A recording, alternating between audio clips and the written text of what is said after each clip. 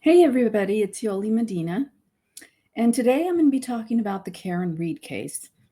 I don't think I've ever done a video on Karen Reed on my channel, but I normally I'm on panel with Andrew Myers, my friend from the law offices of Andrew Myers, and Yolie-Yo-law, and we cover the Karen Reed case. I'm on panels sometimes, and so I've been watching parts of the trial, and I haven't watched every single witness, but I have watched the most recent witnesses.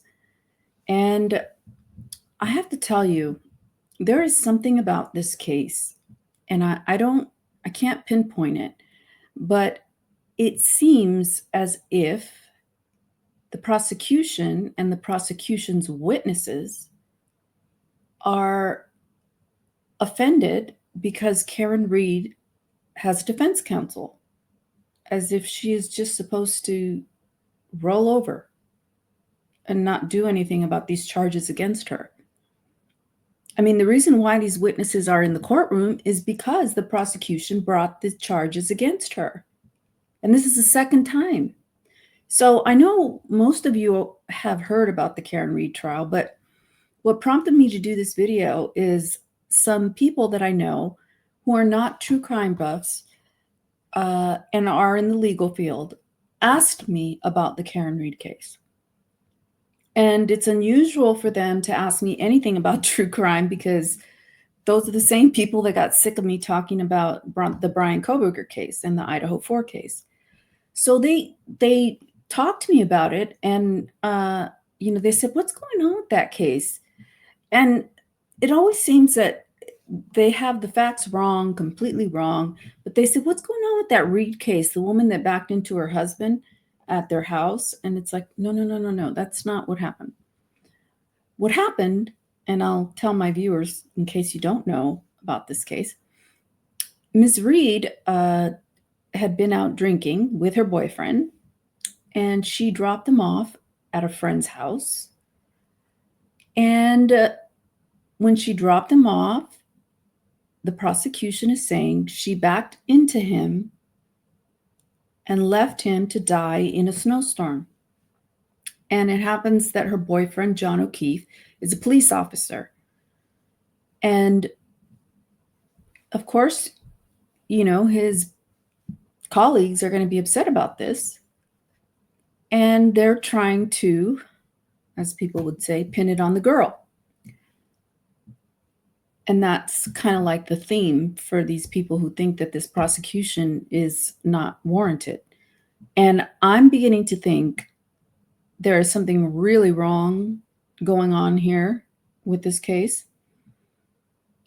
First of all, it seems like what I've seen, and again, I haven't seen all the witnesses, but from what I've seen, it seems like the evidence it's like pulling teeth to get it out. And then we have, Jennifer McCabe, who I guess she misrepresented herself or lied about who she was when a certain agency, three-letter agency, because they were not able to talk about who it was in the court, what agency it was in the court. I don't know why. It was the FBI, and I don't know why they are not allowing that to come in, but she said she was Nicole, her sister, or something like that. In any event, she didn't tell the agency, the law enforcement agency, that she was who she was. So that's strange. And then she went in and made phone calls, and there's just a bunch of strangeness around that. And then we had Shannon Burgess, who was an expert, and he blatantly, he didn't just misrepresent. I mean, he lied on his CV and said he had a bachelor's degree when he didn't. And this all came out in court. And I'm thinking to myself, I think I would get in trouble if I put on an expert who lied on his CV and I knew it. I couldn't do that. He does not have a bachelor's degree in anything. And the crazy thing is that you don't even need a bachelor's degree for what he was testifying to. It doesn't even make sense. And then we had the other guy, what's his name? Judson Welcher. And he was just as argumentative as all get out. Like, why am I here? Like, as if as if he doesn't know the reason why he's being called as an expert, like as if he's annoyed. Well, that's because the prosecution brought these charges. I mean, they're getting paid, and the astronomical amount that this man or his company is getting paid is close to 400,000 or mid 300,000s. That's absurd. I mean, I've did birth injury cases where I've had to have like 17 experts on one side, on the plaintiff side, and another 17 on the defense side, and the maximum cost is like 250,000, and that's for everybody. Well, that was back in 2017, but in any event, that's outrageous, the amount of money that's being spent. And at the end of the day, I guess this Welcher, Mr. Welcher or Dr. Welcher, at the end of the day said, well, there's not enough information. And that's okay. And again, I've only heard parts of the testimony, okay? So if you all have heard something different and I'm misrepresenting what I'm saying, please let me know in the comments, because I don't want to do that. I'm just giving you my overall impression of what I think of this case. And I've been on Andrew Meyer's show and I've given my opinions there, but just today, this witness with Officer Lever? I can't even pronounce her name. In any event, I know defense counsel, Mr. Jackson, mispronounced her name. And oh my God, she was just angry. And because she said basically in a nutshell that the prosecution, that the defense wanted her to lie and say what she said in her prior testimony, which was not true. It was a mistake. So she's admitting that she was not correct or not accurate or lied in her prior testimony, and that's okay. Everybody seems like that's okay. And she was annoyed that she was even there. It's like, well, you know why you're here. You wouldn't be here if the prosecution hadn't brought these charges. So everybody's like annoyed that Karen Reed is putting on a defense or has defense counsel cross-examining them or asking them questions on direct, which brings me to another thing.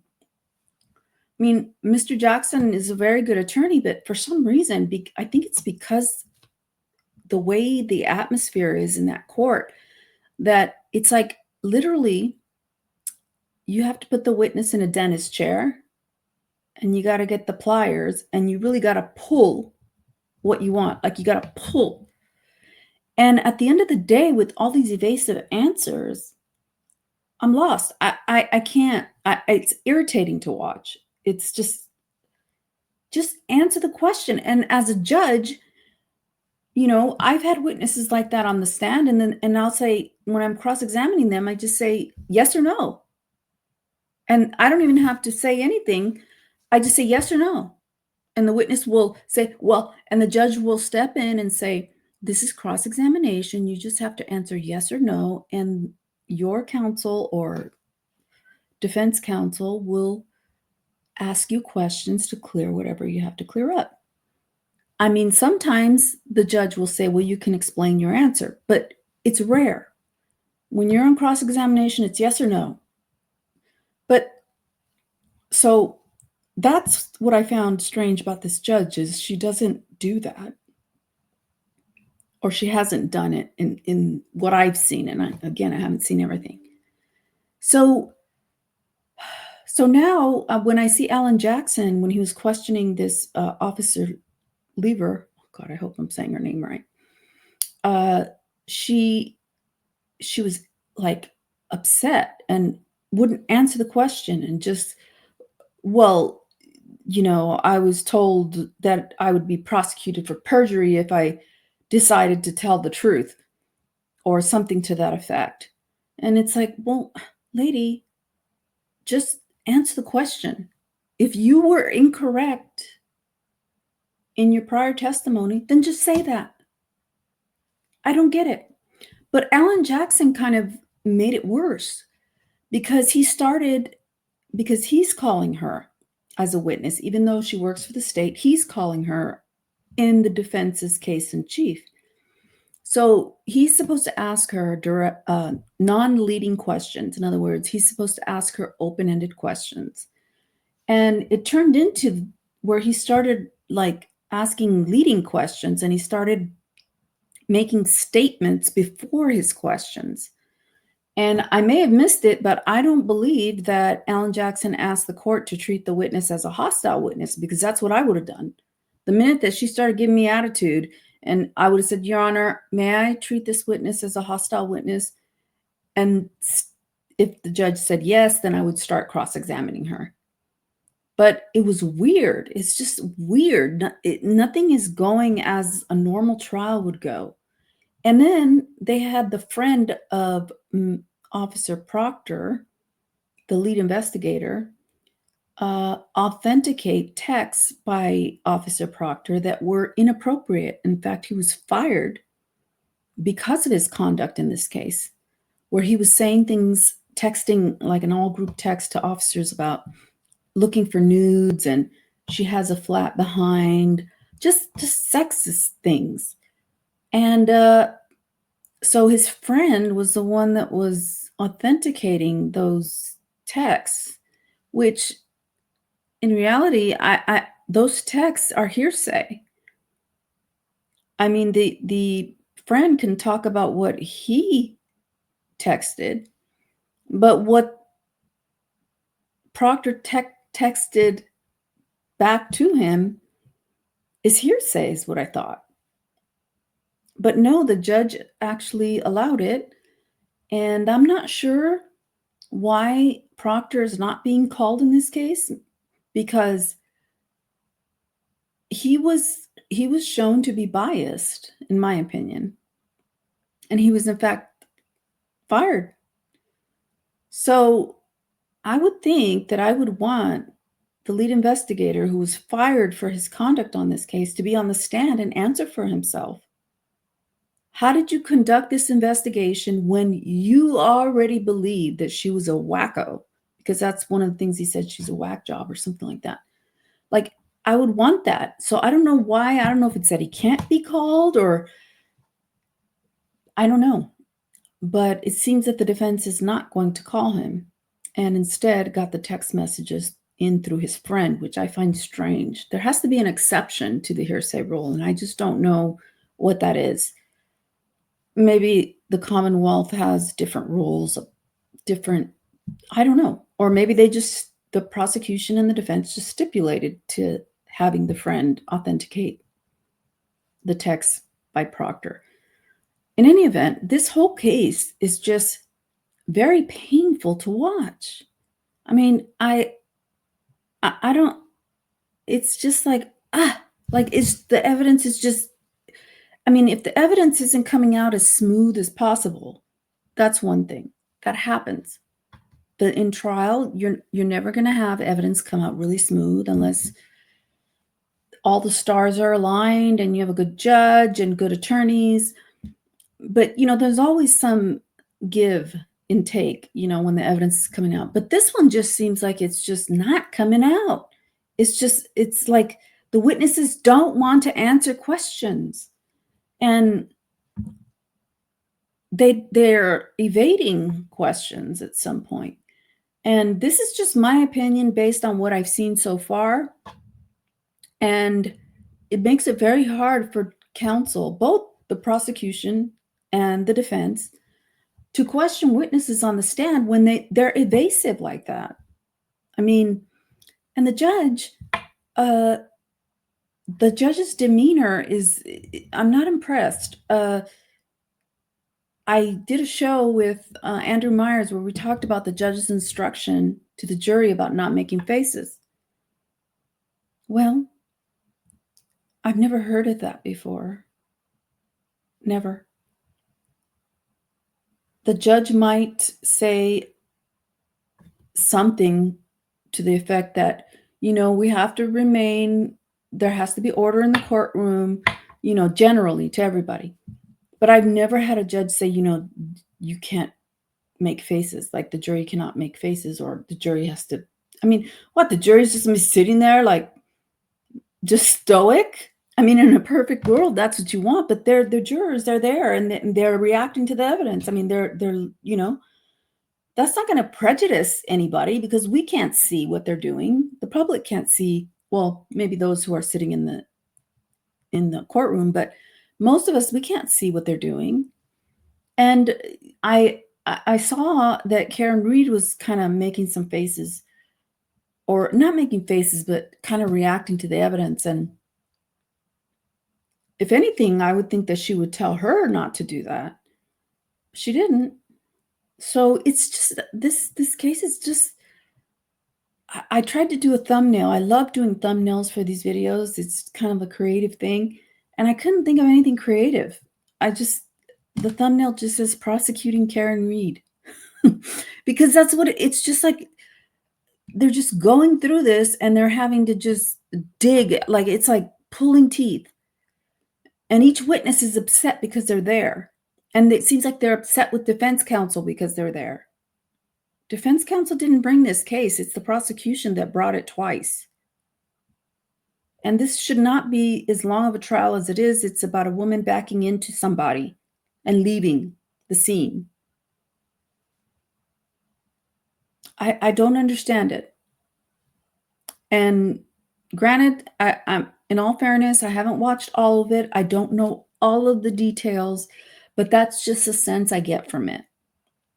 So if any of you all have watched part of the Karen Reed trial, let me know what you think. Am I like way off base? Like, am I only watching certain parts that make me believe this? Or is this really how most people are feeling? Because I know there are people who think that she's guilty.